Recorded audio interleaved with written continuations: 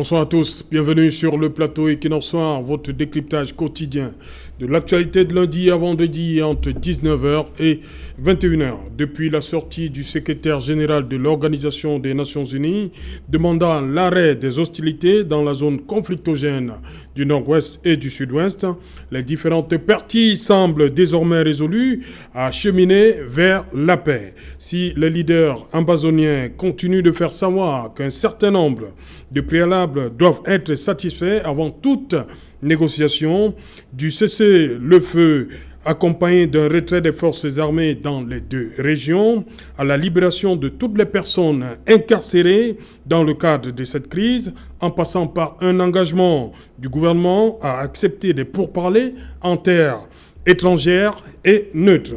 Le gouvernement, pour sa part, a décidé hier de montrer sa bonne volonté de voir la paix revenir dans le nord-ouest et le sud-ouest. Selon certaines sources, des émissaires du gouvernement auraient entamé des négociations avec 9 séparatistes, dont Sisiku Ayuk Tabé, en vue d'aboutir à un cessez-le-feu. Une situation appelée de tous leurs vœux par nombre de Camerounais qui souhaitent enfin voir s'acheminer le conflit vers la fin. Un conflit qui aura fait beaucoup de victimes et de très nombreux dégâts collatéraux. Madame, Monsieur, tout à l'heure à 20h, c'est la grande édition du vendredi qui vous sera présentée par Nadine Yambo. Tout de suite après, ce sera le débrief du journal et tout de suite, le fait du jour.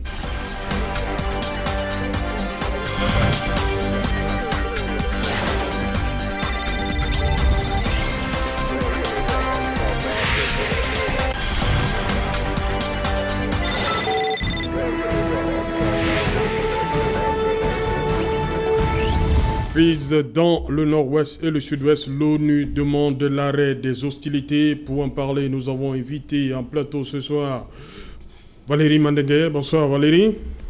Bonsoir M. Otto, bonsoir à l'ensemble du panel ici à Douala et à Yaoundé. Bonsoir aux millions de téléspectateurs qui nous suivent à l'extrême nord du Cameroun. Ces populations et ces forces de défense qui font face depuis pratiquement 8 ans aux atrocités perpétrées par le groupe terroriste Boko Haram. Par la voix de votre plateau, la République continue à leur demander de rester unis face à cette menace qui ne cesse de peser sur leur quotidien et sur la vie des Camerounais là-bas. Voilà. Vous avez une pensée pour nos compatriotes de l'extrême nord, face à Boko Haram. Voilà. Bonsoir, Faël Vistayan. Welcome, man of Gunoko Village. Well, thanks very much. Greetings to the people of Gunoko Village as usual, Mbemi Village and Barakwe, and to Our Royal Highness, the Royal Highness of the various villages, and all the thousands of televiewers, millions of televiewers who are watching us. But we always wants to say special greetings to Minister Paul Tassong, who headed the Commission for Presidential Plan for Reconstruction and Development, and also greetings to a host of other chiefs from the division and other areas who have been with us and watching exactly what I've been trying to put in place. But we know that we will always want to go further to say greetings to Mr. Ngong in Limbe and a host of others who are taking the time as of now to watch us, especially the president of the Mutengene Water Authorities, that's the Development Water Authorities Corporation over there, and a host of others who are taking their time to watch us as of now. So I think the main issue we have is that while we are on board, the above things Mr. Serge, which I will be able to tell you, is that we can always begin, because from the proposals we know from President-elect President Maurice Kamto, and equally with the issues put in place by President Penda Ekoka, we think that we will soon be seeing the light of day alongside with other persons from the English-speaking Cameroonians who have been hitting hard on the fact that peace needs to return, come rain, come sun. Ok. Voilà, on va également prendre tout de suite les autres invités. Ils sont là. On va commencer par le nouveau, Linus Fogap. Bonsoir et bienvenue, membre de la société civile. Mon très cher frère Serge, bonsoir. Les interminables salutations à tous les téléspectateurs d'Equinox Soir. Je voudrais ce soir dire bonsoir également à vos techniciens, ceux qui font un travail remarquable et dont je ne vois jamais. Je veux dire bonsoir à tous vos journalistes qui n'ont pas su ce plateau ce soir. Et je veux dire également bonsoir à votre président directeur. Et aussi, j'ai une pensée, enfin, pour les réfugiés et les déplacés de la crise anglophone. Voilà. Bonsoir Yaoundé. Mephistondi. Bonsoir Serge Alain, bonsoir à vos copanélistes, bonsoir à tous ceux qui nous suivent aujourd'hui. Il faut le dire que l'UFP est content de participer à la discussion de ce soir. C'est d'autant plus que c'est quelque chose qui nous conduit certainement, nous le souhaitons bien sûr, vers la sortie de cette crise qui malheureusement a endeuillé de nombreuses familles et fait de nombreux déplacés. J'espère que nous serons à la hauteur des discussions et que à l'issue, nous pourrons avoir des solutions concrètes. Donc voilà, merci de m'avoir invité. Voilà justement, Mephistondi, je reste avec vous. Comment vous accueillez ce qui est en train de s'annoncer du côté de Yaoundé, ce rapprochement, on va le dire comme ça, entre ce début de négociation entre le gouvernement et les leaders séparatistes? Il faut le dire, Serge Alain, nous accueillons ça avec beaucoup de joie parce que, rendez-vous compte, cette crise a fait beaucoup de victimes. Et donc, lorsqu'il y a des propositions, des pistes de solutions comme celle-ci, nous l'accueillons vraiment favorablement. Mais ce que je voudrais un peu regretter, c'est que, si vous vous souvenez, à mars 2019, lorsque le Parlement européen a siégé au sujet de cette crise, il y a eu des déclarations, celle du président du Parlement européen le 5 mars et l'autre est venu le 7 mars. Et à l'issue de cette réunion de concertation au niveau européen, il y a eu un certain nombre de résolutions. Je pense, si mes données sont bonnes, il y a eu à peu près 13 résolutions. Et parmi les 13 résolutions, la résolution numéro 7 appelait le gouvernement camerounais à trouver un moyen pour que les parties prenantes se discutent, pour qu'il y ait une solution politique. Et la résolution numéro 8 déplorait le fait qu'il n'y ait pas un manque de volonté entre les différentes parties, notamment les séparatistes d'un côté et le gouvernement de l'autre côté. Et donc vous avez constaté que quelques mois plus tard, à la fin de l'année, le gouvernement camerounais a opté pour le grand dialogue national. Nous sommes tous aujourd'hui convaincus que le grand dialogue national n'a pas porté de fruits parce que il semble que les deux parties ne se sont pas véritablement entendues. Quand je parle des deux parties, vous allez constater que au niveau des séparatistes, il y a eu comme un schisme. Une partie a cédé et l'autre partie a refusé de céder. Et donc, quand la partie qui a refusé de céder, c'est effectivement cette partie-là dont les membres sont encore en prison. Et donc, quand vous constatez que aujourd'hui, nous avons tous vu dans les réseaux sociaux le tweet de Sisikou Ayoukabe, qui est un des leaders, sinon le leader de cette crise.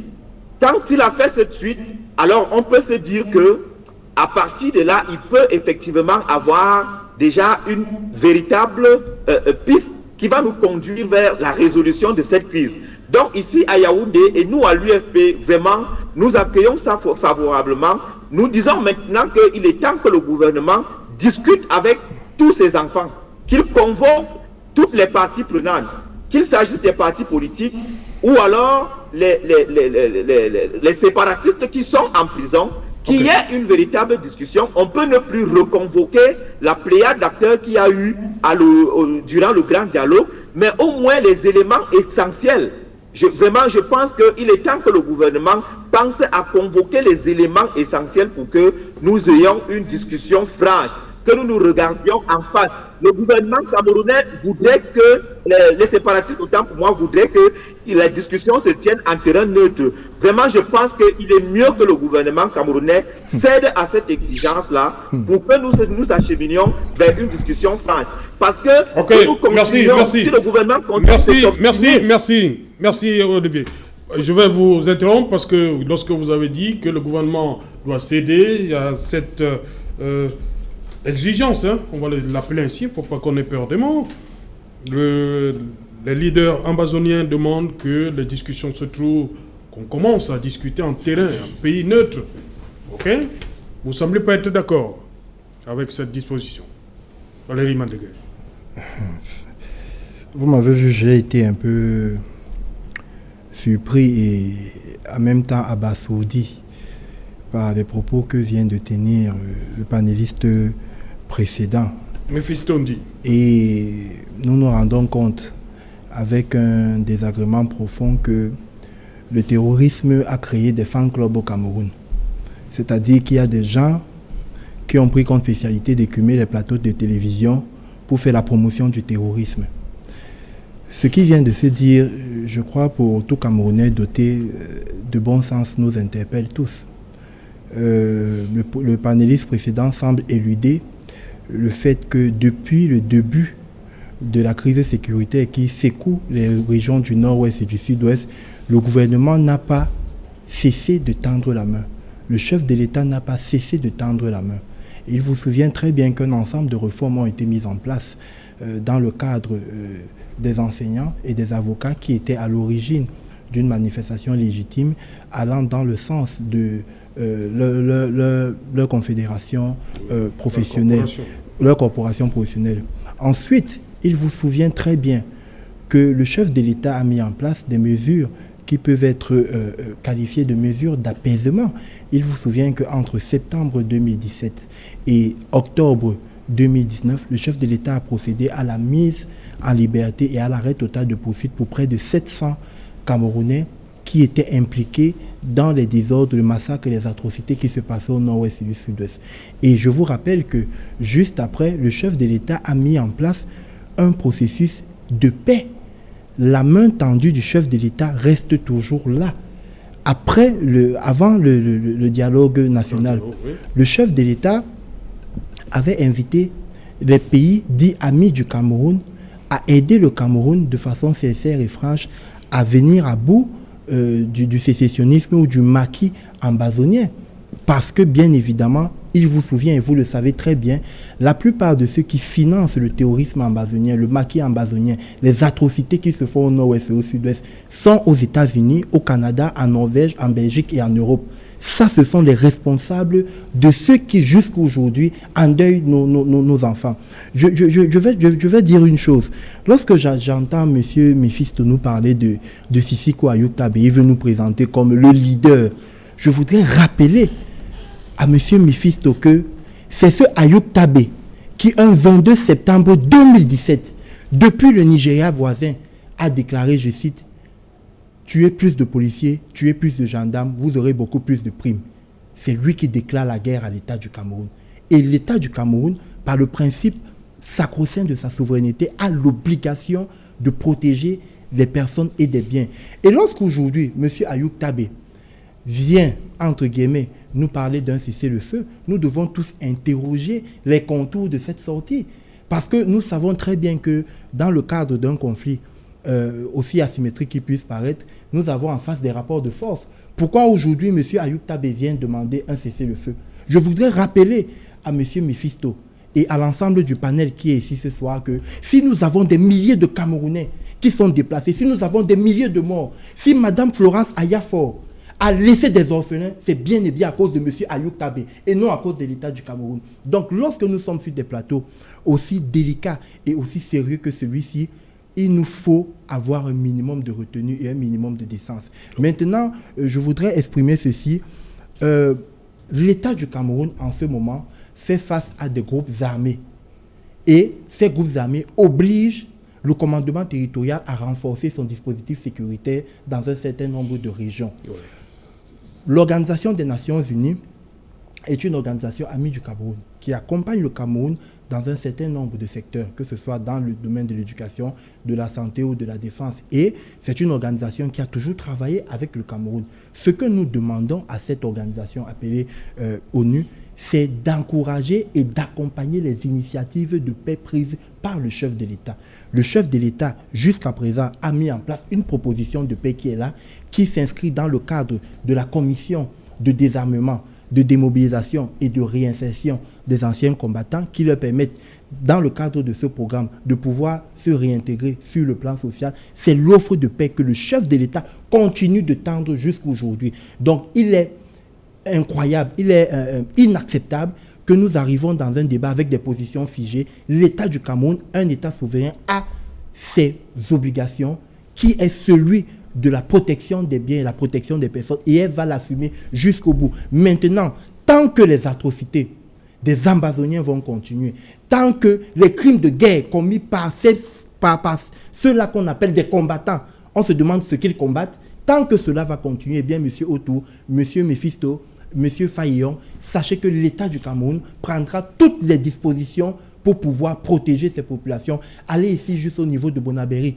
Regardez les Camerounais qui sont en train de se prostituer pour pouvoir manger, parce qu'Ayoub Tabé a mis en place une nébuleuse qui a détruit la vie de centaines de milliers de Camerounais dans les régions du nord-ouest et du sud-ouest. Voilà. Donc, c'est de cela qu'il s'agit aujourd'hui lorsqu'on parle d'hostilité. Hostilité par rapport à qui l'État du Cameroun, État souverain, fait face à un problème de sécurité intérieure et prend des dispositions pour pouvoir protéger ses populations. Voilà, merci. Valérie, vous savez au moins qu'hier, il y a eu ce rapprochement ? Je suis au courant de ce rapprochement. Mais l'État, vous parlez des terroristes et tout ça. Mais le problème du rapprochement, monsieur Otto, ne peut pas éluder la question de fond. Lorsque monsieur Sissiko Ayoub Tabé parle de cesser le feu, est-ce qu'au jour d'aujourd'hui, Sissiko Ayoub Tabé est capable de dire au peuple camerounais qu'il commande encore ses groupuscules armés? Moi, je vais vous dire, monsieur Otto, c'est non. Parce qu'après l'incarcération de M. Sissiko Ayoub Tabé, il y a une pléthore de chefs qui ont émergé. Okay. On peut parler d'Eric Tato, on peut parler d'Ayaba Cholukas, qui aujourd'hui ne répondent plus du fameux Ambazonia Defense Council, comme ils appellent cela. Voilà, donc, cette multitude d'acteurs-là, ne se reconnaît plus déjà de Sissiko Ayoub. Deux, quelle est aujourd'hui la capacité de Sissiko Ayoub Tabé à pouvoir inverser la tendance? Eh bien, je ne peux que vous dire une chose. Comme vous l'avez constaté, je pense que ça va continuer. Vous allez voir ici, sur ce plateau, les Camerounais vont le voir à Mondiovision, des organisations politiques qui sont devenues des chantres et des fan clubs du terrorisme. Suivez mon regard dans la prochaine intervention. Voilà, je crois Mephisto, il a demandé la parole. Mephisto, vous allez attendre un bout. On va écouter d'abord Fa Elvis sur cette question, ce rapprochement. Let me start categorically clear. Oui. Because I touch as somebody who is hard hit in the crisis and not like somebody who wants to cry more than the bereaved. When we are at the verge of peace or conflict resolutions, we don't use words that help to put fire on the conflict. I understand CPDM sycophants are built up with the spirit of irritating people, with the spirit of harsh words, and that's what you find on the platform. When you start using terrorists and just wait to see the next intervention, they are supporters of terrorists.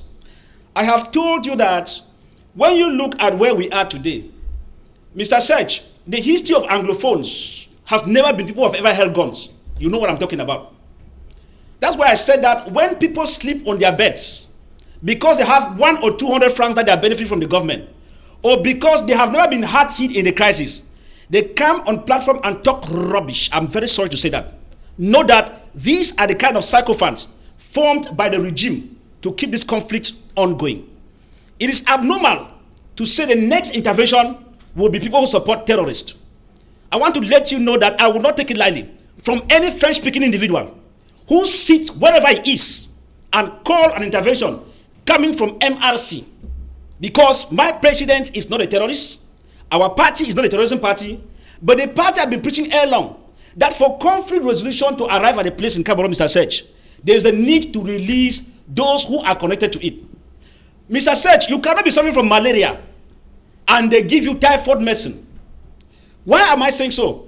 If what the CPDM sycophant on this platform is saying, that the government has taken measures, this war should have ended along. That is why CRM refused to attend the national dialogue. Because we complained that it was a masquerade dialogue full of CPDM supporters and sympathizers. When they did not take us serious, Mr. Serge, if that dialogue was good, there would have been no guns as of now. Because the end result of any step you take, Mr. Serge, is what comes after. And that's what we call it the testing rod, the testing mechanism of what they're putting in place. Now, in the move put in place, Mr. Serge, you will remember on this platform that myself and my party kept insisting on the CPDM sycophants that if you want to end the conflict, there's no harm getting to the person who is there, because ask yourself, why did this my child start taking guns to run after me? Was he first of all a criminal? No. Mr. Search, if your child in the house has never been known in criminal records, and one day the child gets and said, Daddy, I'll kill you, I'll kill you, I'll kill you. Mr. Search, if you are a father, think of it. This child has no criminal records. If this child wants to kill me, it means there's a problem. What am I saying in a nutshell, Mr. Search, Alain, and the millions of televiewers who are looking at us and watching to see how sycophants want to plunge us into more war, surely because they drink the blood or they're happy in the way it is. Mr. Search, let me take the person talking here. They drink the blood? No, when I say drink the blood, I mean happy of what is happening. Because I am saying so, I mean business, because if sycophants of this nature were honest to the regime, Mr. Search, I told you from the beginning of this platform, several years ago, about 2 years ago, that if those who were close to President Paul Biya were honest to them that, Monsieur le chef d'État, il y a un problème, un véritable problème. Essayez de voir ce qu'on peut faire. But when they tell you, il n'y a pas crise anglophone, il n'y a pas problème anglophone, and the next minute, they are in need trying to solve it, Mr. Search, there is a problem. Let me teach a little bit of small lessons for 1 minute or two for the sycophant here on the platform. We're talking about conflict resolution. Mr. Search, in conflict resolution, once it gets to a point whereby you can no longer control the one who's holding arms, dialogue becomes the only key way. If you take it to Colombia, Colombian government thought he could fight the FARC rebels for 50 years. At the end result, they were on the table as equals. Let me take the sycophant on this platform to South Sudan. When the president of South Sudan, that's a president from Sudan, had problem with his vice president, they fought for some time.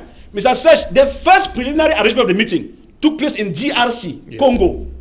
They mediated outside before coming back in. So if this time, the government in Yaoundé, we must appreciate Search. If the government decides now to try to get to Ayuk Tabe for discussion, let us not bring sycophants on this platform who will come to what the government is doing. Because in a fight, Mr. Search, sometimes you must not only be father, sometimes you can pipe low if you want peace to reign in your house. Not because you cannot beat your child, but for the sake of peace. Non, je suis désolé, viens, on arrange. For the sake of peace.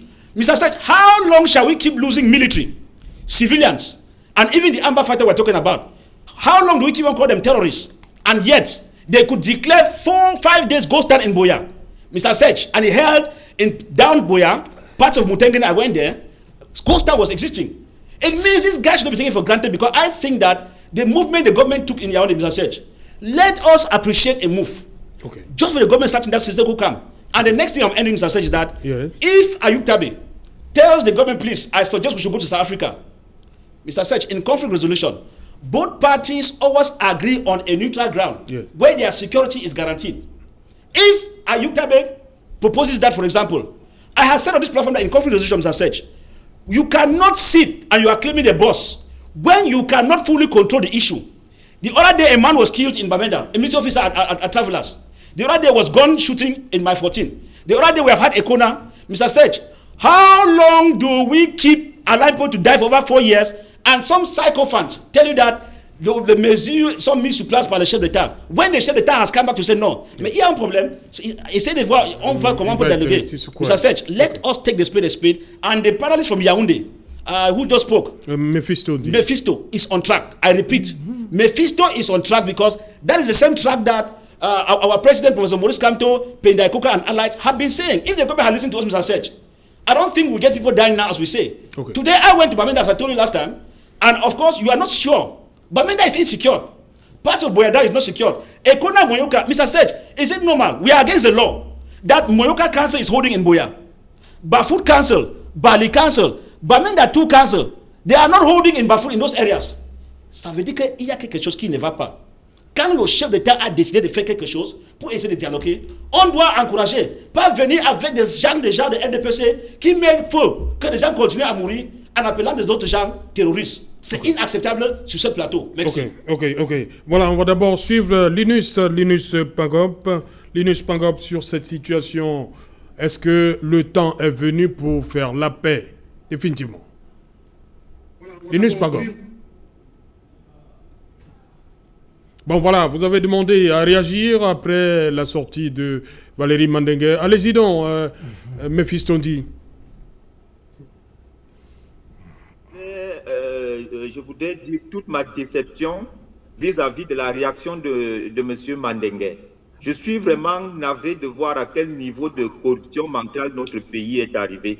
Vous ne pouvez pas, en temps de crise, lorsque des gens veulent vous tendre la main, ils sont prêts à dialoguer avec vous et vous continuez d'utiliser des désignations aussi dévalorisantes, aussi rétrogrades comme le terme qu'il a utilisé pour désigner la bande à Sisikou, à Youktabé.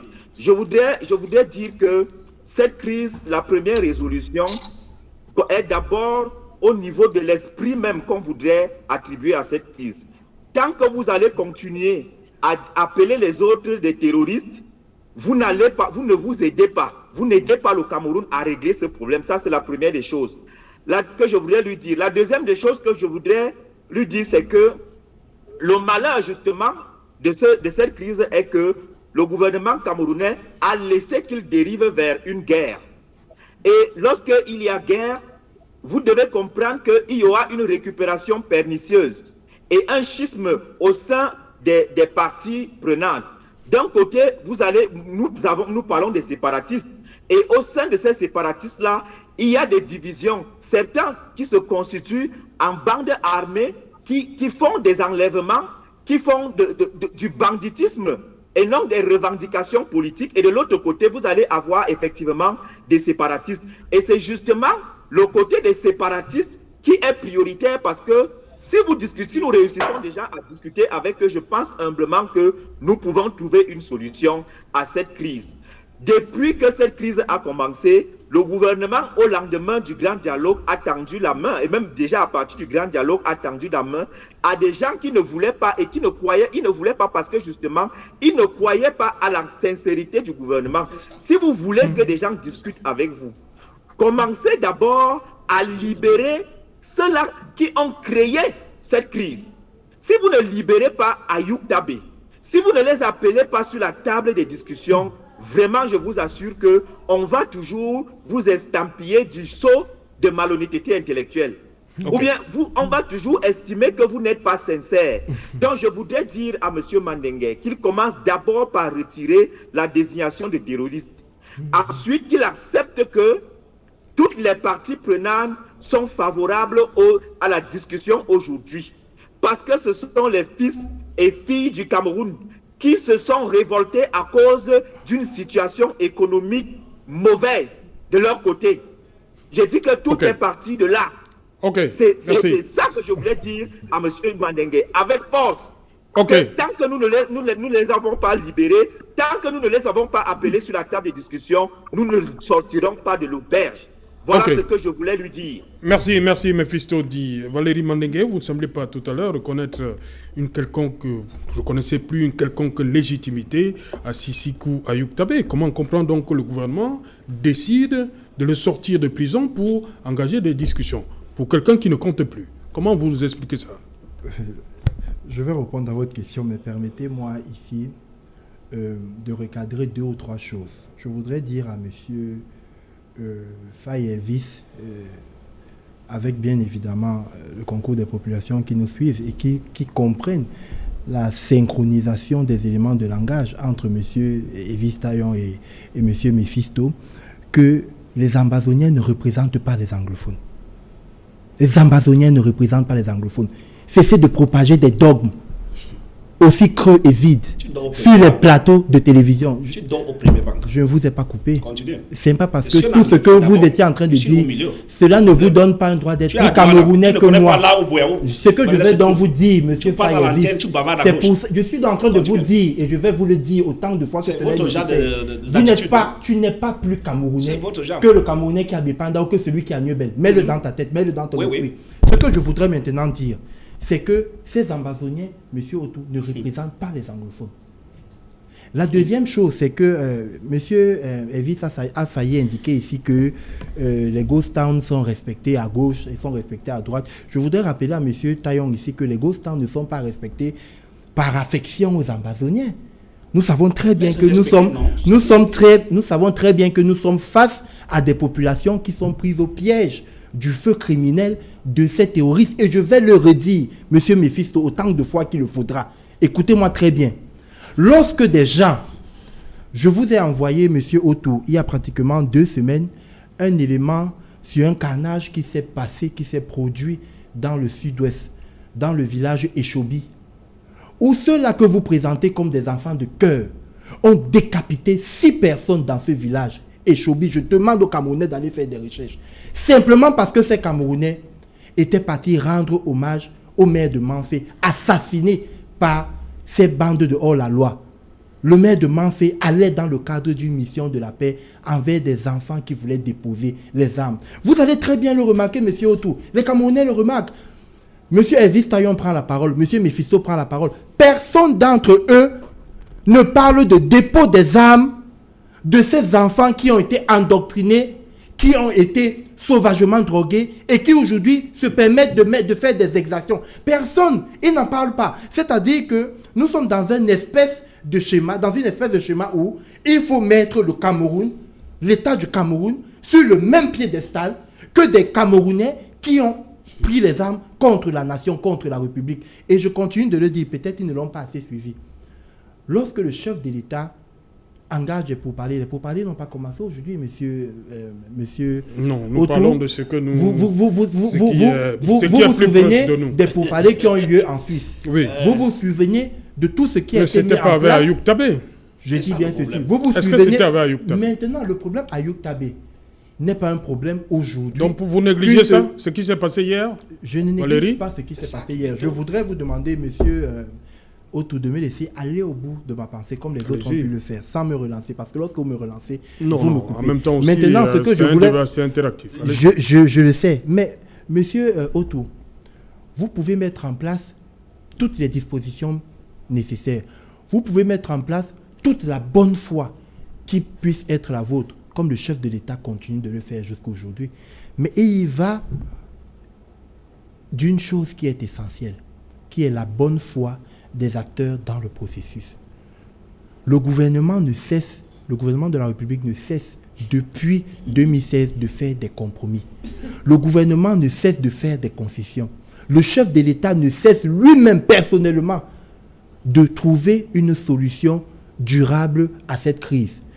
Lorsque le représentant du MRC-BAS sur ce plateau nous parle des mesures, entre guillemets, édictées par M. Kamto, mais je voudrais lui rappeler, peut-être il a oublié, quand Kamto est parti en villégiature, juste avant les élections, sur le tarmac d'un podium sur lequel il faisait une espèce de meeting, il était écrit « Libérer les prisonniers politiques ».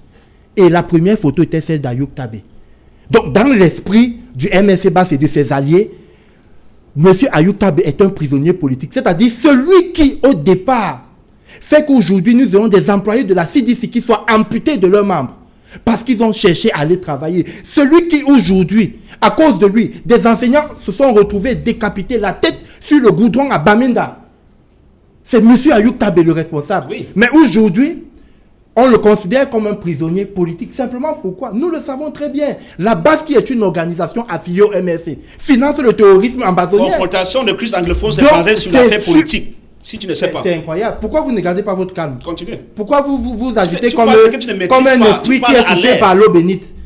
Vous êtes touché par l'eau bénite, vous voulez être sanctifié. Pourquoi vous bougez? Pourquoi vous gesticulez? Restez calme comme moi je suis calme. Allez-y. Et parlons aux téléspectateurs qui nous suivent. Donc je vous le disais donc, monsieur Otto, lorsque vous avez des partis politiques qui se sont mués dans l'espace politique, dans l'espace républicain, en défenseur du terrorisme, vous ne pouvez qu'avoir ce type de position. Maintenant, ce que je veux vous dire, let me tell you one thing. Ce que je veux vous dire, monsieur Faye Elvis, on va prendre un intervenant. Lorsque vous restez, rapidement, vous allez autant rester faire ce que vous faites depuis, parce que vous pensez que par le terrorisme ambazonien, vous aurez des prébendes politiques. Sachez une seule chose. Et l'État a commencé à dialoguer avec eux. C'est pas croyable. C'est pas croyable. C'est incroyable. Ce type d'indiscipline. Et on comprend pourquoi vous êtes zéro sur le plan politique. On comprend pourquoi vous ne représentez rien.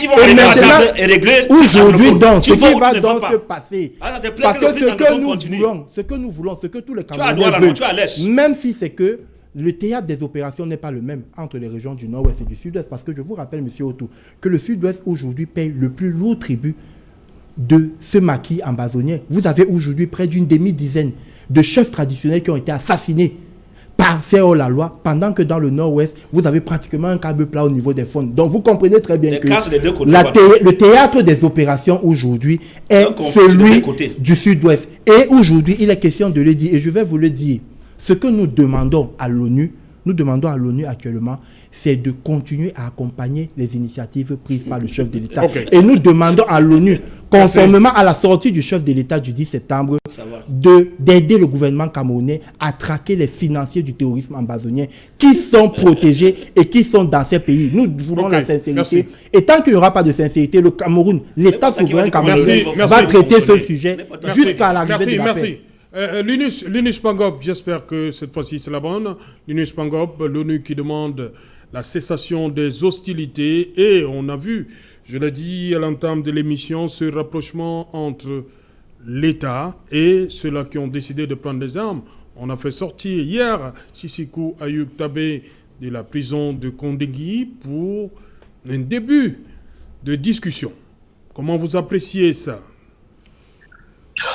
Mon très cher frère Serge Alain, je voudrais vous dire que quelles que soient nos chapelles politiques, idéologiques et même empiriques, il est important que le débat se tienne pour le bien-être des populations.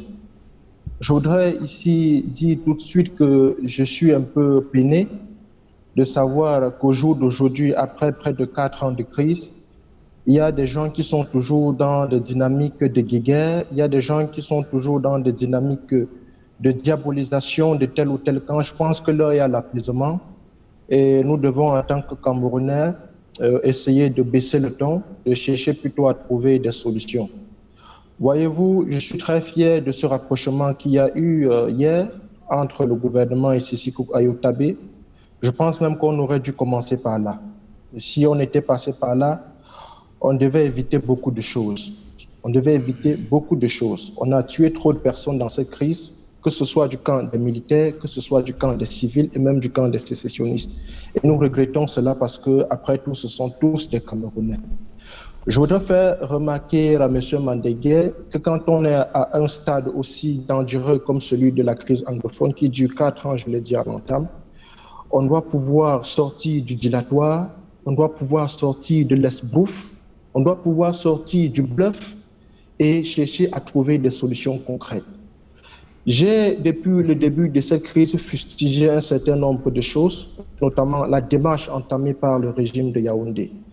Cette démarche qui consistait en un premier temps à nier d'abord l'existence de cette crise. Souvenez-vous, au début de cette crise, il y a eu des discours négationnistes comme quoi la crise anglophone n'existe pas. La crise anglophone n'est qu'une chimère.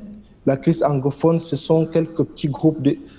Voilà les discours qui ont envenimé et qui ont contribué à l'enlisement de la crise anglophone. On a dit qu'il n'y a pas de crise anglophone. Après, on a reconnu la crise anglophone. Vous voyez ? Le problème anglophone. Un certain nombre de choses qui ont contribué, effectivement, comme je l'ai dit, à l'enlisement de la crise. Après ça, on a dit on ne discute pas avec des sécessionnistes, on ne parle pas avec des terroristes. Mais on a vu après encore le gouvernement constituer une délégation de personnes pour aller en Belgique, je me rappelle bien, discuter avec un certain nombre de personnes qu'on qualifiait au départ de sécessionnistes. Voilà les discours qui ont meublé l'affaire et qui ont contribué à ce qu'on en arrive à une situation aujourd'hui désastreuse, où des gens sont réfugiés au Nigeria, où il y a des déplacés internes, où les gens peinent à nourrir leur famille, mais c'est de la catastrophe. Et quand je vois des gens qui continuent à tenir de tels discours, je me demande, mais qu'est-ce qu'on veut au finish? Qu'est-ce qu'on veut pour ce pays? Je me rappelle, il y a, dans un discours, le président Biya, ça date des années, je pense, 87, il posait des questions essentielles. Pourquoi sommes-nous Camerounais? Pourquoi sommes-nous Camerounais? Quel Cameroun voulons-nous pour nos enfants? Qu'est-ce qui nous rend fiers d'être Camerounais? Voilà les 3 questions que M. Biya posait à l'époque. Je vais les répéter. Pourquoi sommes-nous Camerounais? Qu'est-ce qui nous rend fiers de l'être? Et quel Cameroun voulons-nous pour nos enfants? Nous devons encore nous poser ces questions aujourd'hui. Ces questions sont plus que d'actualité. Et il le disait encore, toujours le président Biya, qu'il voudrait qu'on garde de lui celui qui a apporté la paix, la prospérité et la démocratie. Mais posons des questions essentielles.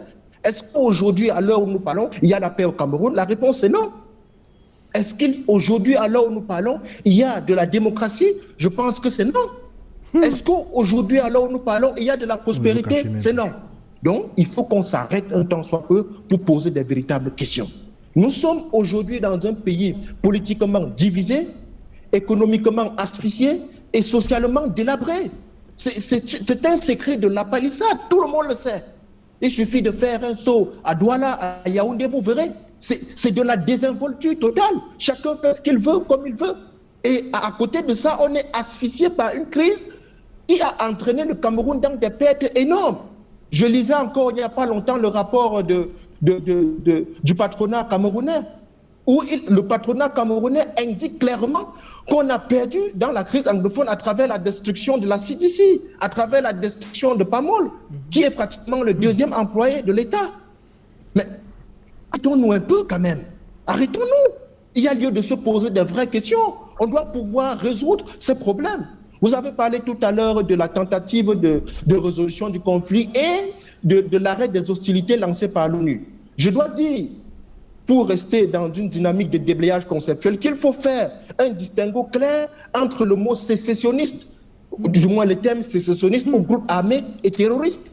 On doit pouvoir faire ce distinguo en toute humilité, en toute objectivité, loin de supporter tel camp au détriment de l'autre. Il y a un distinguo clair entre les groupes armés, entre les sécessionnistes et les terroristes. C'est d'ailleurs pour ça que cette résolution aujourd'hui qui demande l'arrêt des hostilités, qui a été portée au niveau des Nations Unies par la France et la Tunisie, est validée par près de 180 pays et validée également par 20 groupes armés, à l'exception, retenez bien, à l'exception des groupes terroristes, et très bien cités dans le rapport, tels que Al-Qaïda, tels que AQMI, tels que Daesh et autres. Voilà donc les groupes terroristes qui ont été clairement cités par le rapport, ou du moins par la résolution portée au niveau des Nations Unies, par la France et la Tunisie. C'est pour ça que nous sommes là pour débattre. Ok, et il faut merci. dire, mon très cher frère Serge Alain, Voilà, merci Linus, pour cette... Voilà, merci Linus, on va revenir, je vais revenir à vous, hein. Ne vous inquiétez pas, je vais revenir à vous, parce qu'il y a Mephisto qui veut réagir. Mephisto.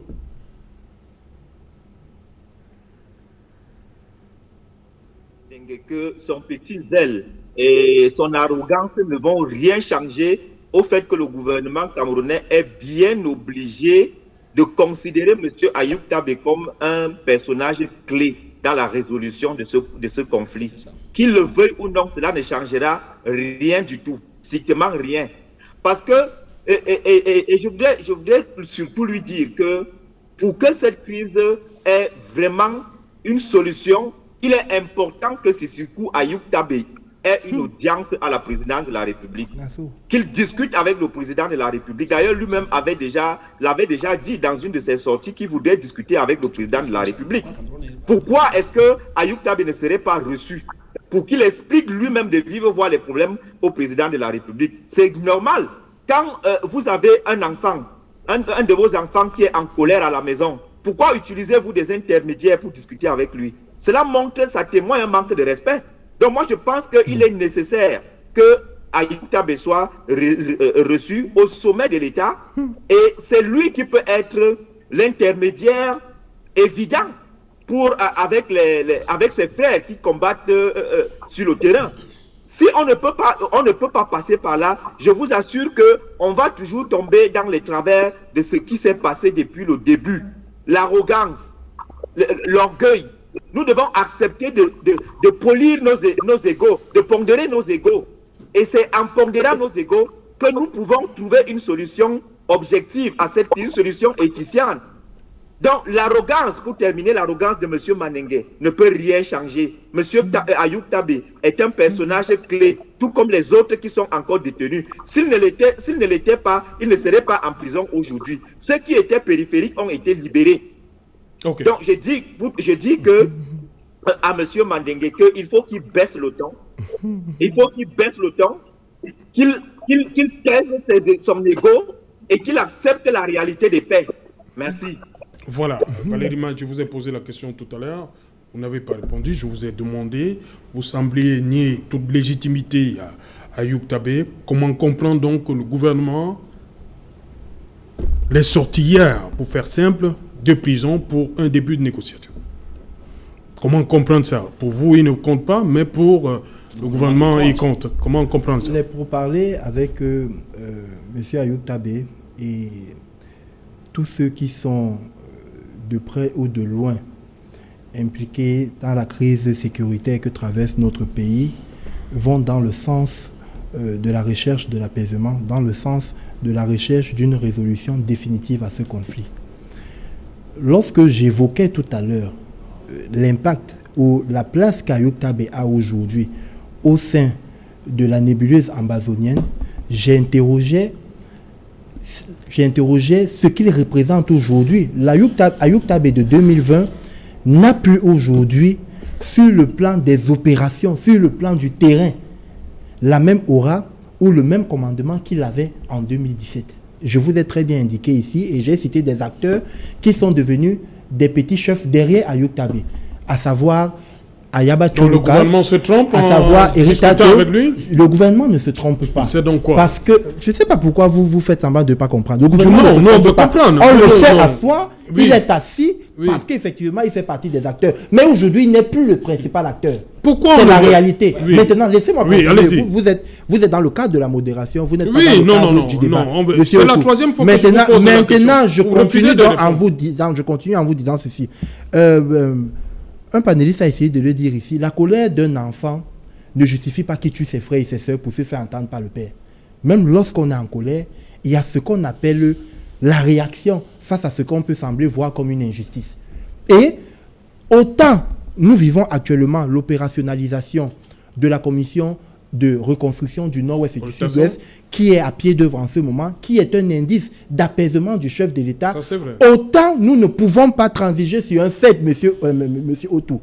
La douleur de toute cette famille, de toutes ces familles qui sont apeurées jusqu'aujourd'hui, ceux-là qui sont pris au piège du feu de ces criminels aujourd'hui, ne peut pas être mise de côté parce qu'on cherche simplement la paix à tout prix et à tous les prix. Le chef de l'État, lui, il est prêt.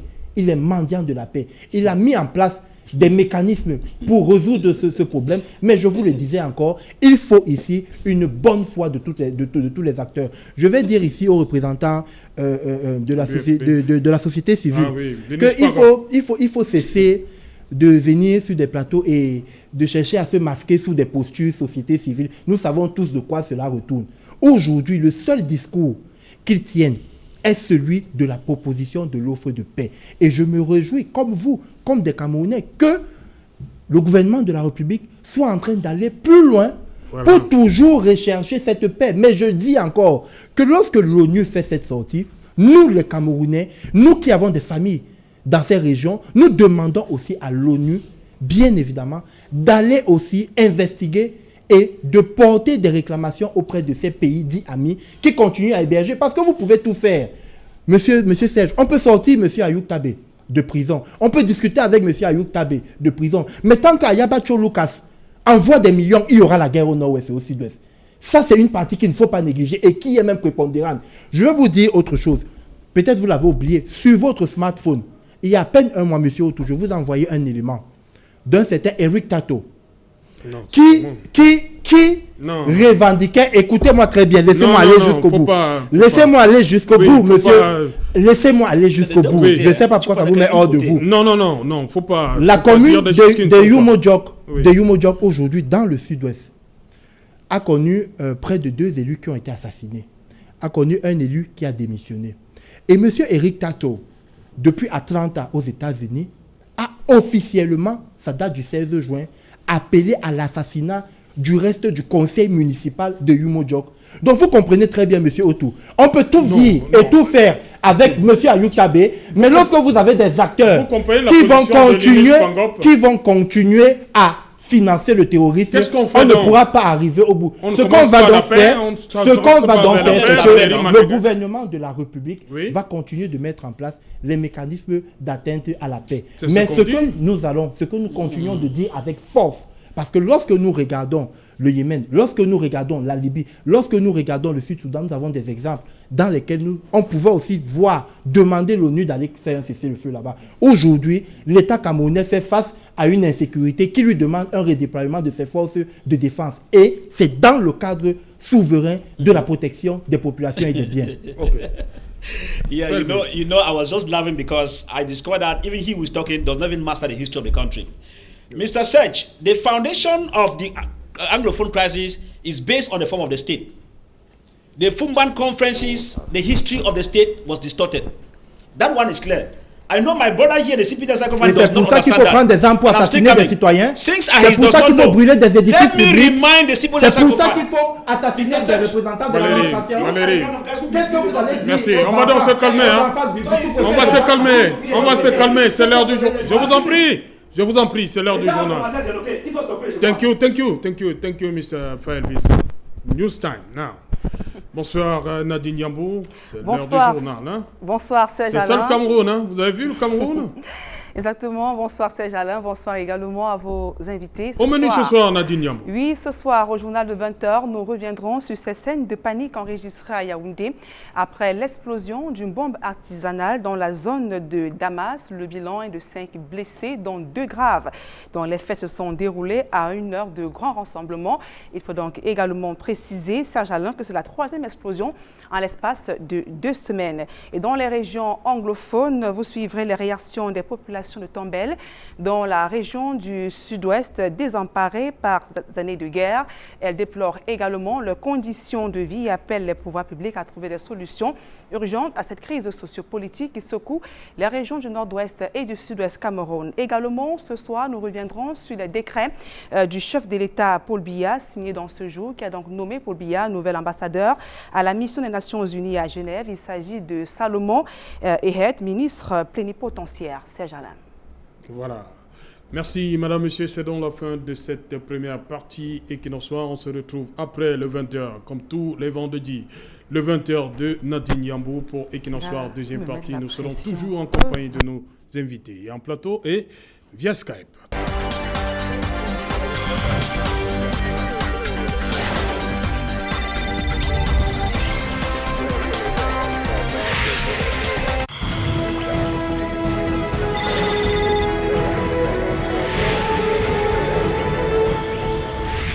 Retour sur le plateau Equinox Soir, deuxième partie consacrée au débrief du journal. Madame, monsieur, nous sommes toujours en compagnie de nos invités. En plateau, Faelvis Taillon du Mouvement pour la Renaissance du Cameroun. En face de lui, Valérie Manégué du Rassemblement démocratique du peuple camerounais à Yaoundé. Et même la société civile, Linus Douala, Linus Pagop et Mephisto Di de l'UFP. Mephisto Di, je commence par vous. J'ai dit 3e explosion en 2 semaines. Est-ce que la peur s'est définitivement emparée des habitants de Yaoundé? Non, pas du tout. On ne peut pas dire que pas du tout? La peur s'est emparée des habitants de Yaoundé. Vous êtes habitués aux explosions alors? Vaquent sereinement à leurs occupations. La police fait son travail. Il n'y a pas de panique. Il n'y a pas de panique, nous évoluons normalement, mais je crois que s'il y a quelque chose qu'il faut souligner, c'est qu'il y a quand même de la vigilance qui s'impose. Les populations sont bien obligées d'être vigilantes désormais sur tous les mouvements. Et puis, au niveau des bars, par exemple, il est nécessaire que les gens qui vont dans les bars soient de plus en plus vigilants parce que c'est des lieux de forte concentration humaine et qui sont exposés à ce type d'attaque. Mais en termes de panique, non, la population, il n'y a pas de panique à Yaoundé. Nous évoluons normalement. Donc, la police fait bien son travail. C'est que vous dites. Il y a de la panique à Yaoundé, non? Non, la police fait bien son travail. Elle rassure les populations. Bon, il faut dire que les commentaires vont dans tous les sens. Les gens font des commentaires, mais il n'y a pas des commentaires alarmistes. Mais des gens en parlent. Il y en a même qui ne sont même pas informés qu'il y a des attentats dans certains coins de la ville. Les gens sont surpris qu'on dise qu'il y a eu des attentats. Mais ceux qui ont l'information ça va les commentaires vont dans tous les sens, mais sans forcément laisser place à la panique. Je n'ai pas, à ma connaissance, parce que j'ai fait un tour aujourd'hui à Damas, les gens font des commentaires, mais il n'y a pas de panique. Il n'y a pas de panique du tout, non? Voilà, il y a quelques jours de cela, le commissaire, le délégué régional pour la sûreté nationale de la région du centre, appelé comme ça un renforcement des contrôles. Qu'est-ce qu'il en est aujourd'hui? Oui, effectivement, il y a des contrôles la nuit.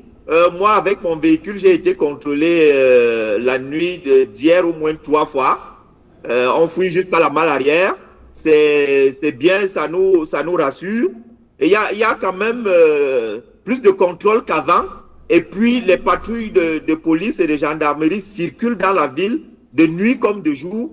Donc, on voit quand même qu'il y a le déploiement d'un dispositif sécuritaire important qui rassure les populations. Bien évidemment, ça ne peut pas rassurer à 100% parce que, vous savez, ce sont des attaques sporadiques qui ne préjugent pas des dispositions qui peuvent amener les gens à les contrer. Donc, il y a quand même de la vigilance. Il y a de la vigilance, mais en termes de sécurité, je puis vous dire qu'il y a un maximum de sécurité maintenant. Parce que quand vous circulez, à chaque à peu près 100 à 50 mètres, vous allez rencontrer quand même des policiers, parfois en civil, qui font leur travail. Moi, je vais vous raconter une scène que j'ai vécue en van. J'ai été agressé, j'ai été surpris qu'à l'instant, les policiers d'un van ont réagi et ils ont récupéré, ils ont réussi à interpeller l'agresseur. Vous voyez, ça montre qu'il y a quelque chose de plus qui s'est produit au niveau du dispositif sécuritaire. Je salue d'ailleurs le chef de poste de police de Mvan pour son travail, pour le travail qu'il a bas sur le terrain. Voilà, justement, on salue également le chef de poste de police de Mvan qui regarde sûrement cette émission. Ça, c'est des bonnes initiatives. Voilà, Elvis Taillon sur 3 explosions en 2 semaines. Lui, il dit que ça vous inquiète un tout petit peu? Yes, his response was getting me a little bit. I was surprised. Oui. Because, when you get 3 explosions within a short period of time, yes, 2 weeks. Within 2 weeks, you should not take it lightly. That's why I said the police boss.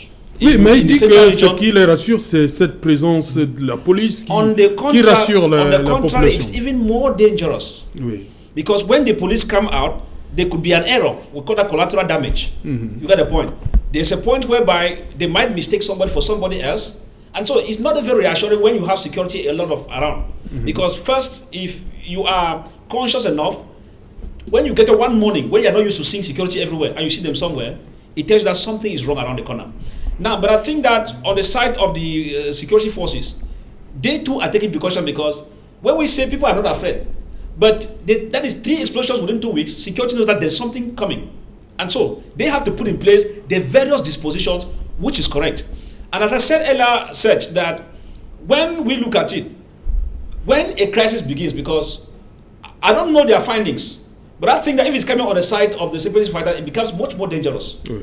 Even because in that case, an explosion can take you without knowing whether you are from northwest or from southwest, because we have many IDPs located. You get the point. So, but it is an indication that if this crisis is ongoing for 4 years and above now, it means that it is supposed to be solved. Because in each conflict, it has stages. If you look at the way the crisis started, Serge, and now there are 2 different things. At first, boys could come out and shoot at random. Mm-hmm. Now, this time it's more of tactical move. Right. Now, if you see explosions in Yaoundé, it means that you don't know whether Beta could be next, Bafoussam could be next, and how many security forces do we have that we still can position them? Non, le problème même, c'est que c'est dans 3 quartiers différents. Hein? Yes, in 3 on different quarters. On a eu Melen, on a eu Emana. Good. Hier, c'était Damas. Good. And when you see it there, you see, my worry is that you don't know what quarter could be next. Yeah. You don't know what town could be next. And so at the end of it, we think that even in America, that they have the highest intelligence, you still see crimes being committed. So at the end of it, the best thing is to prevent the crimes. Yeah. So in a case where you have an Mais c'est pourquoi le délégué régional, la sûreté a demandé de multiplier les contrôles, right. On fouille les malles arrière et tout ça. Which is very correct. Oui. That's why I said that it does not only end them, as I said. it is a multiplying effect of the Anglophone crisis? I think so. Oui. I have not gotten the details on what transpired, but if I look at the similar explosions, it tells you that it is surely a careful move, which means that if the government does not want to solve the Anglophone crisis, for example, and probably people have to be using arrogant words to say that terrorists and all the like, we don't know, because sometimes people could be angry somewhere. Okay. So I think that while we're moving on search, we keep on appealing that while the government is doing its part, for example, in maintaining security in the central region, as we find, which we must be able to appreciate the police boss, we also think that the government should try to investigate further. If these things are coming as a spill out of the Anglophone crisis, it means that a time could come where instead of concentrating in the northwest southwest, we'll be concentrating in Douala. And in that case, it can be you, it can be me, nobody is safe. So at the end of it, I think that the move, I keep on saying, which the Secretary General and the Presidency is initiating, we must be able to appreciate, Mr. Serge, that when a time comes that you cannot control somebody fully, for the sake of peace and to avoid expenditure, forget about names, put him to table and you talk for peace to reign and we move on. Linus Pangop, justement, 3 explosions en l'espace de 2 semaines à Yaoundé. Pour vous, qu'est-ce que ça peut vouloir traduire, à votre avis? Oui, Serge Alain, il faut dire que c'est un peu suspect, parce que 3 explosions, déjà, c'est un peu de trop. Je pense que nous devons tout simplement tirer les leçons de cela et dire que nous sommes dans une situation d'insécurité. Faudrait-il rappeler ici que depuis un bon bout de temps, ou depuis quelques années, à côté de l'extrême nord, ça ne donne pas là-bas. Et rappeler aussi que dans la Damawa, ça ne donne pas. Au nord-ouest et au sud-ouest, ça ne donne pas. Et aussi, il faut dire qu'au niveau même central, il y a des querelles de par-ci et par-là. Ce sont des choses sur lesquelles on peut spéculer un peu pour essayer de voir la traçabilité de tous ces mouvements-là qui s'accentuent au jour le jour. Donc, on est déjà à trois tentatives d'explosion. Et je pense, comme je l'ai dit à l'entame, que les autorités doivent prendre acte de cela et travailler à ce que cela n'arrive plus. Et maintenant, pour des petites, je vais dire des propositions, je pense qu'il faut accentuer, comment est-ce que je vais dire, le contrôle routier, le transport interurbain. C'est très important parce que, comme je l'ai souligné, ça vient de partout. On ne sait pas si ça vient de l'extrême nord, on ne sait pas si ça vient de la Damawa, on ne sait pas si ça vient du nord-ouest ou du sud-ouest. Donc, je pense qu'il faut mettre un accent particulier sur le contrôle des véhicules, le contrôle des personnes qui transitent dans ce transport interurbain-là. C'est extrêmement important. La deuxième chose aussi, c'est accentuer ce qu'on appelle la patrouille mixte. Police-gendarme, je pense qu'il faut redoubler d'efforts à ce niveau-là. Et ensuite, la dernière proposition, je pense également qu'il faut voir dans un mécanisme comment exciter la population à dénoncer des personnes qui ne sont pas du tout très claires. Donc moi, je pense que ce sont des petites actions comme celle-là qui peuvent nous permettre effectivement de résoudre ce problème-là. Voilà, merci Linus Pangop. Valérie, on termine avec vous. 3 explosions en 2 semaines. Là, on a des blessés, 5 blessés, dont 2 graves. Oui, écoutez. On peut s'inquiéter, on peut commencer à s'inquiéter. L'inquiétude, je ne sais pas si on peut s'inquiéter, mais je pense que, comme l'a relevé des panélistes avant moi, les forces de sécurité actuellement sont à pied d'œuvre à travers des enquêtes et à travers un certain nombre de dispositifs pour pouvoir réguler cette situation. Ce que je veux par contre exposer ici, c'est que ce ne sont pas des faits hasardeux. Disons-le, nous sommes en train d'assister actuellement à une sorte de répétition. Parce que, à s'y méprendre, lorsque vous regardez les dispositifs de mise à feu, ce sont des dispositifs artisanaux, comme ceux qui actuellement sont très à la mode au nord-ouest et au sud-ouest. Et c'est pourquoi j'interpelle encore ici le discours que nous pouvons avoir. Parce que, voyez-vous, des indicateurs aujourd'hui, M. Otto, nous démontrent clairement que la capitale politique Yaoundé sera ou serait la cible d'un certain nombre d'attentats, surtout au niveau de ces pièces maîtresses qui sont institutionnelles. C'est-à-dire que les bâtisses institutionnelles, les points de force de sécurité, ainsi que d'autres bâtiments qui peuvent être sensibles. Et nous assistons malheureusement ici à une coalition de fait, il faut le dire, il ne faut pas se le cacher, entre ces groupes autonomistes qui estiment que l'ingouvernabilité du Cameroun passe par la peur et le chaos à Yaoundé, entre ces discours de leaders politiques qui, entre boycott et gré à gré, ne se retrouvent plus dans le champ politique, entre ces discours qui, depuis pratiquement 2 ans, appellent à l'insurrection à Yaoundé. Vous le savez, régulièrement, des militants et des activistes proches du mouvement politique du MRC Basque appellent régulièrement au chaos dans la ville de Yaoundé, qu'ils appellent souvent des assauts finaux. Ils ont des thèmes qui donnent ci et là. Donc ce sont des indicateurs quand même qui nous démontrent aujourd'hui que nous sommes face à une coalition de faits d'acteurs qui se sont mis en commun et qui ont pris pour fait et cause de déstabiliser nos institutions. Maintenant, vous mettez le MRC là-dedans. C'est ça que ça m'étonne. Valérie Mandenga, ma question était simple. La police, je n'ai pas. Vous avez dit que les enquêtes sont en cours. Pourquoi vous les enquêtes sont en cours, mais ici, j'expose des faits saillants sur l'attitude des militants et des activistes très bien connus du MRC Basque. Je le dis et je le répète, je n'ai pas c'est mon temps de parole, j'ai le droit de dire. Et ce qui se fait actuellement... Nous sommes sur l'explosion de Damas. Alors, pas l'explosion, ton problème c'est MRC. Oh, monsieur Faye, ça devient... Allez-y, Valérie. Vous prenez 8 minutes de parole, on ne vous coupe pas. Faites le minimum de décence. Je sais que cela, les appels à l'insurrection que vous faites tous les jours, vous ne pensez pas qu'à un moment, ça va prendre des extrémistes. Des extrémistes vont quitter de votre bord et vont penser que dans l'optique de l'atteinte du pouvoir, pour ne pas attendre 2025, peuvent mettre en place... Oh, c'est pas possible. C'est incroyable, monsieur Otto. Oui, Valérie. Vous pouvez au moins faire la discipline du plateau. On va enchaîner. Donc, ce que j'étais en train de dire, monsieur Otto, avec votre permission, c'est que ici, nous sommes face à une coalition de personnes qui ont décidé de mettre en place un projet.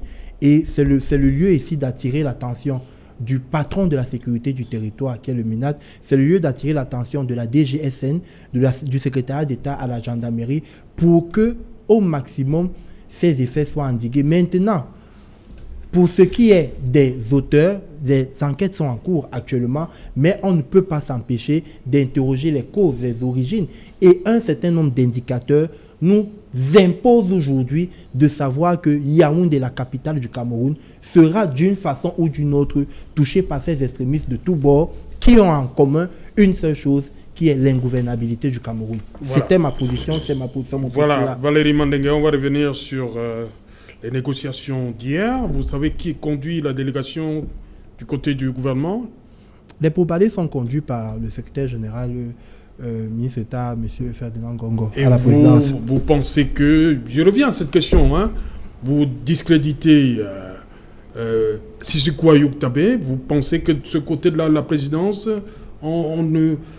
Sissoko Ayuk Tabé ne comptait pas lorsqu'on met le ministre secrétaire d'État Ngongo, qui conduit une délégation, va discuter avec Ayuk Tabé pour vous, qui ne comptez pas? Les discussions ou les pourparlers... non, le fait déjà qu'on est sorti. Mon problème, c'est que le fait déjà qu'on est sorti Ayuk Tabé de la prison pour aller rencontrer le ministre Ngongo, vous trouvez que c'est rien? Que Ayuk Tabé ne compte pas? Ce que j'étais en train de dire, monsieur Otto, c'est que Ayuk Tabé fait partie des acteurs de la crise actuelle. Oui. Ce que je voudrais aussi indiquer ici, et que vous n'avez pas suffisamment relayé, c'est que dans le même tweet d'hier, Monsieur Ayuk Tabé indique clairement qu'il n'abandonnera jamais la lutte pour son Ambazonia virtuel. La restauration à l'indépendance. Ça, c'est d'un. De deux, dans la sortie d'Ayuk Tabé, nous ressentons très bien que Monsieur Ayuk Tabé n'a pas de remords envers tous les morts qu'il a mis sur la place publique du fait des Camerounais qu'il a armés. C'est M. Ayuk Tabé qui a armé ces ambazoniens qui tuent les Camerounais, qui brûlent les... Ce que vous dites là ressort dans le tweet d'Ayuk Tabé. Maintenant, je vais dire ceci. Je vais dire ceci. Valérie. Je vais dire ceci. Monsieur Valérie, on peut lire le tweet. Je peux jouer. Je peux jouer à ce jeu. Non, il n'y a pas de jeu. Il n'y a pas de jeu. Il a parlé de quoi? De la restauration de l'Amazonia. On est d'accord. Je dis... Non. Vous parlez... Vous dites que... Non, Valérie. Dans la lutte armée.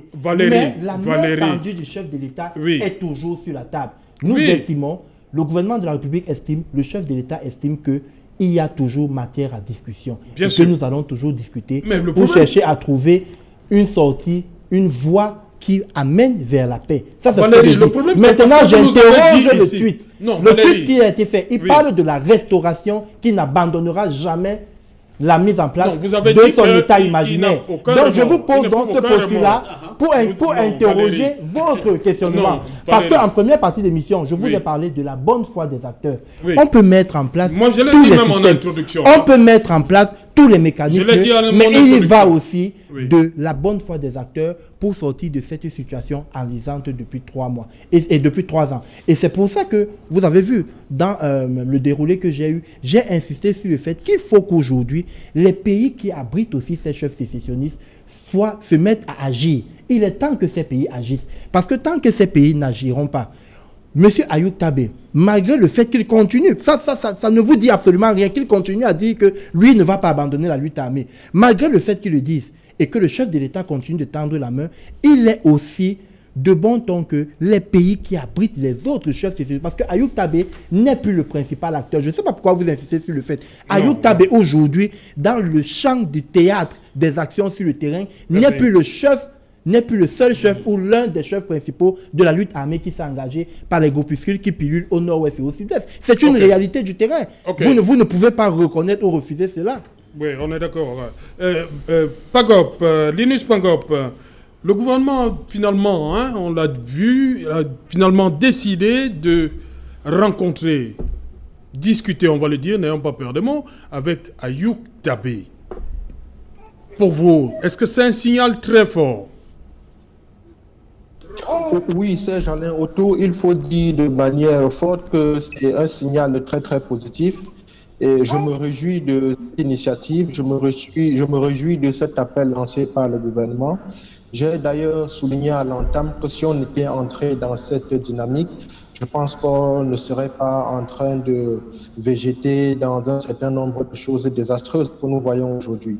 Et donc l'initiative est salutaire, je l'encourage et je prie vraiment les autorités en charge, y compris même les leaders sécessionnistes, de prendre cette main tendue-là. Et je pense qu'ensemble, avec cette dynamique, on pourra trouver des solutions plus ou moins importantes pour l'avenir de notre pays. Ceci étant, je voudrais dire à mon jeune frère, M. Madengue, que l'arrogance et le mépris qu'il affiche à l'égard non seulement des copanélistes, mais aussi à l'égard de tous les téléspectateurs qui nous écoutent ce soir, est à l'origine de ce qui a nous causé cette crise anglophone. Je pense que si on était resté là à écouter les autres, à écouter les griefs et les desiderata des uns et des autres, on ne serait pas dans cette dynamique de pourriture. Nous sommes arrivés à un stade de pourriture tout simplement parce que ceux en face n'ont pas voulu dialoguer, ils n'ont pas voulu échanger, ils n'ont pas voulu donner l'opportunité aux gens de dire ce qu'ils pensent, d'exprimer leur rancœur, leur rengaine, tout ce qu'ils ont compris. Et effectivement, on est arrivé là. Donc, il faut arrêter ce mépris-là, il faut arrêter cette arrogance-là. L'heure n'est plus à ça, l'heure est à l'apaisement. Et tout ce que nous devons dire aujourd'hui doit être de nature à apaiser la situation. Doit être de nature à apaiser la situation. Et je voudrais lui dire, cher frère, qu'on ne reste pas éternellement debout. On finit toujours par s'asseoir. Il doit bien retenir cela. Et il doit méditer par rapport à ça. On ne reste pas éternellement debout. On finit toujours par s'asseoir. Ce que je veux dire, peut-être mon jeune frère, c'est qu'il ne faut pas confondre la critique à l'adversité. Je vous ai vu faire des digressions bizarres et bizarroïdes pour m'attribuer un camp politique. Moi, je sais comment on adhère à un parti politique. Je sais comment on prend la casquette d'un parti politique. Donc, il ne faut pas le descendre. Moi, je ne suis pas dans les débats de caniveau. Il faut élever le débat et le rendre. Merci Valérie. Permettez à M. Pangop d'aller jusqu'au bout. Je voudrais qu'on élève le débat. Ceci étant, mon très cher frère Serge Alain, je voudrais dire à l'attention de l'élite, à l'attention de la classe dirigeante et même à l'attention du président de la République. Voyez-vous, Serge Alain, on a atteint le fond. Quand je dis qu'on a atteint le fond, on a véritablement atteint le fond. Il suffit de faire un tour au nord-ouest. Il suffit de faire un tour au sud-ouest. J'étais il n'y a pas longtemps au sud-ouest, notamment dans le Lébialem. Mais je ne veux pas en parler parce que Quand des gens viennent s'asseoir sur des plateaux pour raconter des choses comme ça, et ils n'ont pas conscience de ce qui se passe là. Ils n'ont pas conscience de la souffrance des populations dans ces zones. Ils n'ont pas confiance de ce que des gens ont abandonné leur maison. Ils n'ont pas conscience de ce que des gens sont dans des forêts. La situation est extrêmement grave. Et donc, quand moi j'attire l'attention du gouvernement, c'est pour dire qu'on peut faire des erreurs. Il est normal de faire des erreurs, mais persister dans l'erreur, c'est diabolique. Il est normal de faire des erreurs, je le redis, mais persister dans l'erreur, c'est diabolique. En 38 ans de pouvoir et en près de 90 ans ou 86 ans d'expérience, on ne doit plus faire un certain nombre d'erreurs. On n'a plus droit aux excuses. Je le dis clairement.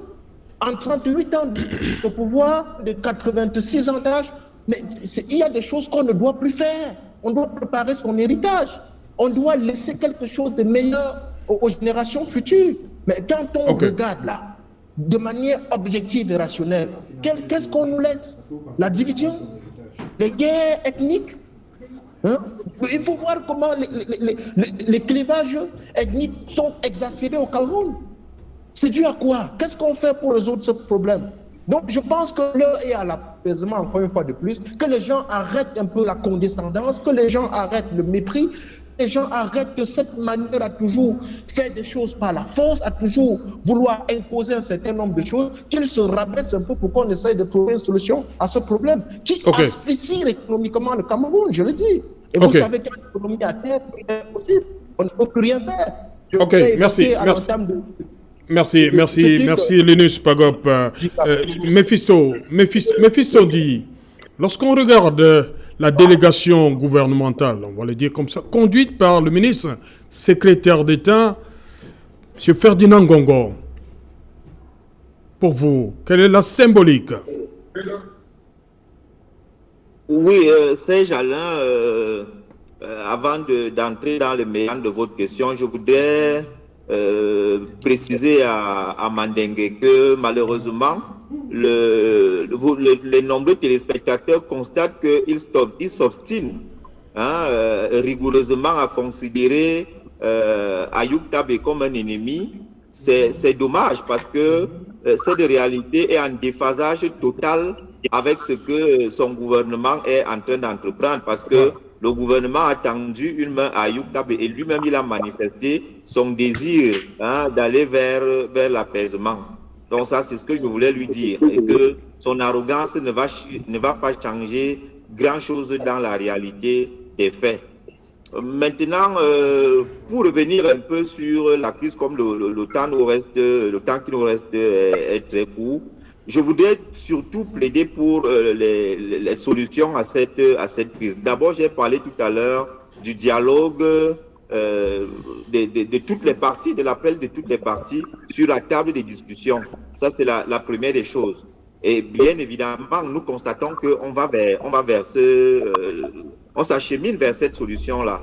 La deuxième des choses, c'est que je voudrais appeler le gouvernement camerounais à être un peu plus sérieux dans ce qu'ils veulent entreprendre. Parce que ce qui nous amène justement à cette crise, c'est parce que on a eu ce qui se passe, c'est que le gouvernement camerounais, à un moment donné, s'est coupé de ses populations qui malheureusement étaient dans la souffrance. Et c'est cette souffrance-là qui a amené les gens à la révolte. Non seulement à la révolte et à se radicaliser, aujourd'hui nous en sommes arrivés à des attentats. Donc je voudrais appeler le gouvernement à un peu plus d'apaisement, je voudrais à un peu plus de considération envers ceux qui se plaignent. Parce que ce qui se passe, c'est qu'on a comme l'impression que le gouvernement s'est déconnecté totalement de sa population, et ce n'est pas bien. Donc, l'apaisement, l'écoute d'autrui, la prise en compte des propositions des autres, voilà des choses qui comptent, qui peuvent nous amener à une sortie de crise. Et puis, arrêtons de considérer les autres, les anglophones qui ont pris des armes aujourd'hui comme des terroristes. Ce ne sont pas des terroristes, ce sont nos frères en colère. Ce sont ces désignations qui renforcent justement la colère. Malheureusement, ce n'est pas bien. Ce n'est pas bien. L'apaisement, encore l'apaisement, que les gens déposent les armes, que le cessez-le-feu qui a été proposé par les Nations Unies soit effectif des deux parties, parce que l'armée ne peut pas déposer les armes, mais que l'armée arrête des offensives vers les camps de ces séparatistes-là. Au moins pour un temps, le temps d'observer comment est-ce qu'on peut discuter avec eux. Moi, je crois que ça fait partie des éléments que le gouvernement doit prendre en compte. Annihiler un peu l'ego, l'orgueil et discuter avec ses fils et ses filles comme des personnes normales. Merci Mephisto. Des terroristes comme... merci beaucoup. Faël Vistaillon, est-ce que on peut dire aujourd'hui que le gouvernement s'est finalement rendu compte que la paix passe nécessairement par une discussion franche avec Sisiku Ayuk Tabe? Well, Serge, you know Tu l'as finalement compris? Yes, I think that the state is getting to understand that. You know, to run a war, especially guerrilla warfare, is not an easy thing. If you to run a war where you are meeting someone who has a guerrilla warfare approach, which is not a conventional, is even more costly than the conventional war. And so, you know, Serge, there are two things we have to note here. Just like what Mandenge was saying here, you know, when a system gets confused, sometimes when you put too many enemies around you, you seem not to know where the problem is coming from. That's even dangerous. Because you put enemies up, you put north and all the like, it becomes a little bit dangerous, because if you look even at sometimes the offensive we talk about, that we carry the north, like the issue of the killing of the woman with the babies on the back, you understand? Sometimes you don't even know where somebody can come from that family to revindicate. And if you have northwest, southwest, and all the like, you have even within the eastern part of the region, where you have Central Africa infiltrating, it becomes complex. But Serge, what I'm saying is that when you look at the way some of us approach things, like the CPDM Cycle Fund on board, you know, it's a call for concern in the first place, because when you see somebody tells you that Ayuk Tabe has no particular stamina, and yet a high-profile member of the presidency moves there, it tells you that he himself is discrediting. It means that Minister Ngongo himself, it means they are not even intelligent. But I want to remind him that the state is more intelligent than the young man sitting here by far. And before the state makes a move, as of now, which they were refusing over 4 years, is because people like this on platform had always been initiating the state that no, what you have to do is force. Force does not solve problems at all times, Serge. Sometimes it's what we call intelligence. Now, coming at the issue of the current move now, which we are currently seeing in place, I want to say that in conflict resolution, Serge, even when a stronger power bows down to a weaker power, it's not because the stronger power is foolish. Sometimes it's wisdom for the sake of peace and for the sake of those who might be caught in the course of that conflict. So if the state today decides to make a move, I know my cycle fund here would think that is an error, but you cannot teach the state that the party you belong to, you cannot teach them what to do, because before they are the ones who wear the shoes. Ferdinand Ngongo, the minister, he knows how much goes out to cater for the war. That this cycle fund tells you that they think that they can win the war throughout. You know, the American diplomats said clearly, they tried in Vienna to no avail. That is guerrilla warfare. And that's why you see, when Chubonagi came, he was advising the state. It's a good advice.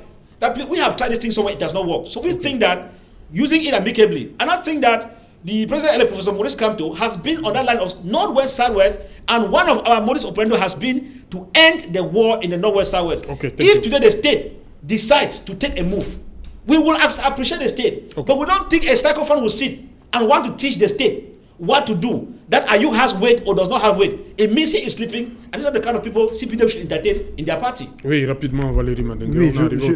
Je voudrais indiquer ici que répéter plusieurs fois la même chose, répéter plusieurs fois un non-sens n'est pas dire de la vérité ou n'est pas avoir raison. Je voudrais dire à M. Mephisto en particulier et à toute la coalition de la Renaissance sur ce plateau que le chef de l'État, son Excellence M. Biya, a été élu par les Camerounais le 7 octobre 2018 pour assumer et assurer un certain nombre de fonctions. Et parmi ces fonctions qui sont dites régaliennes, il y a celle de la protection de la souveraineté de l'État du Cameroun. Et à ce niveau, le chef de l'État continue de tendre la main. Quand vous dites la coalition, la Renaissance sur ce plateau, ça veut dire quoi? Ça veut simplement dire que, à l'image des éléments vous de dites langage... la coalition de la Renaissance sur ce plateau. Je dis bien, je dis très bien qu'à l'image des éléments de langage employés, je voudrais par exemple M. Pangop qui se dit être de la société civile, qui sorte du maquis, qui prenne sa carte de parti. Les Camerounais savent très bien. Les Camerounais connaissent très bien ce stratagème et ce théâtre qui a cours sur les plateaux de télévision. Où étaient s'asseoir des sociétés civiles lorsque les élèves gendarmes, des gendarmes catégorie 2017, du contingent 2017 ont été assassinés à Gaï. Où étaient-ils? Donc, ce que je veux dire ici, c'est que par rapport au cas de M. Ayoub Tabé, ce que les victimes, les familles de victimes, forces de sécurité, élites administratives, population demandent en premier à M. Ayoub Tabé, ce sera de faire une déclaration. Non, le ministre Ngongo est en train de discuter. Pourquoi le ministre Ngongo à l'ensemble des victimes. Le secrétaire général, le ministre d'État Ngongo, le président de la République n'a pas mis le ministre Ngongo pour rien. C'est pourquoi le ministre Ngongo. C'est toi qui veux dire ce que le ministre va faire. Non, Valérie Mandégué. Le ministre Ngongo. On est d'accord. Qui ont perdu des leurs. Le ministre Ngongo. Le ministre Ngongo. Ce serait qu'il fasse une déclaration où il demande pardon à la nation. Non, parce qu'il a versé du sang. Et tout ce qui se passe actuellement, tous les milliers de déplacés que nous avons, tous ceux qui ont tout perdu au nord-ouest et au sud-ouest, ils le doivent à M. Ayoub Tabé. Et que M. Ayoub Tabé pose dans les jalons des gestes forts qui vont nous démontrer qu'il est sincère dans la recherche de la paix, dans la recherche de la paix. C'est ces gestes forts que nous voulons. Nous ne voulons pas du folklore ou du théâtre. Nous voulons essayer de revivre à travers une hypothétique relation de paix.